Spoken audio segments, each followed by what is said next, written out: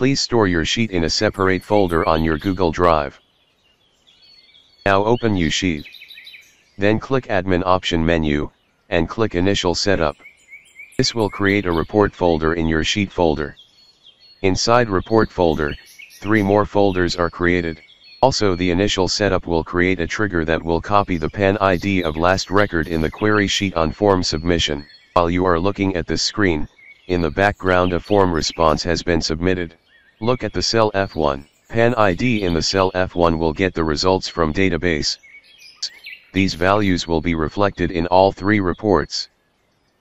Now, click on Admin option and click Generate Reports to generate these reports in PDF format and stored in their particular folders on Google Drive.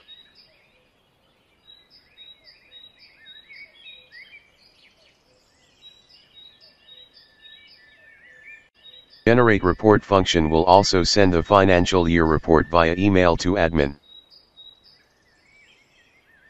In case admin wants to receive the other 2 reports via email, simply go to Later Report Logs sheet and change the delivery status value from On Hold to Pending. Then click Admin option, and click Send Report to User. When the email is delivered, it will change the delivery status from pending to delivered. Now, let's check the inbox if we have received the email with 2 more reports or not. Let's explore the last option, which is useful for admin when they wants to query any record by manually passing the PAN number.